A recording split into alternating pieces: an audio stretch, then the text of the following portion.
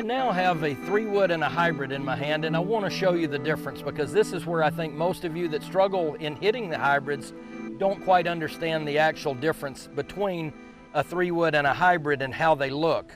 When I set up to the yellow alignment rod here, again I want to be parallel to the orange, and I sole a 3-wood. This is just a regular 3-wood right here. We're going to set it down, and you can see as I set the club down square to the yellow alignment rod, if I just lay the shaft down vertically here, you can see that the shaft runs well in back of the alignment rod there and in back of the ball.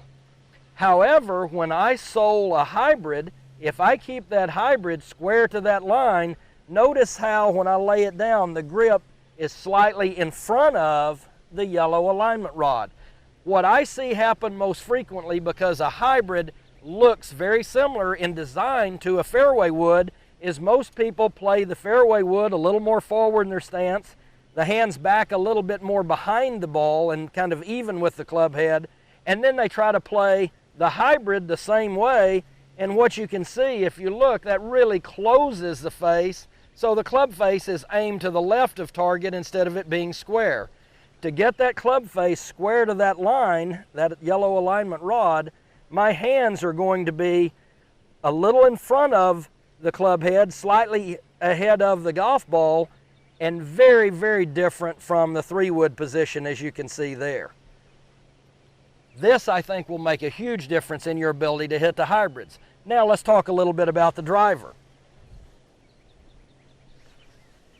One of the common mistakes that I see with the driver, when we set up and see players on a daily basis on the range hitting driver, I almost always see them push the hands out in front of the golf ball. And when they do that and close that club face to make it look square, you take all the loft off the golf club. So we want to feel as though that club face just sits plain on the ground or flat on the ground, dead square to that yellow alignment rod. When I do that, again, you'll notice that the shaft angle runs back behind the yellow alignment rod, more toward the middle of my body. I typically like to see the ball placement with the yellow alignment rod just inside the left heel, and I like to see the hands back just even with the slightly in front of the zipper. If you're in that position, you're going to be in the best position to get the ball squarely in the club face and let the bottom of the arc be right at the golf ball. That's where we're trying to hit to. We're trying to get to the bottom. If I get my hands too far forward, it causes me to close the face, or the other thing that can happen, I push my hands forward. As you can see right here, when you're looking, that really opens the club face up. So I want the face to be square, which puts the hands back to the center of the body.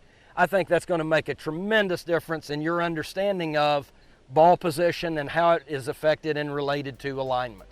I think this will really help you in your sound fundamentals, and it really makes the third pillar in our 7-pillar swing something that's easily understood and very important for you.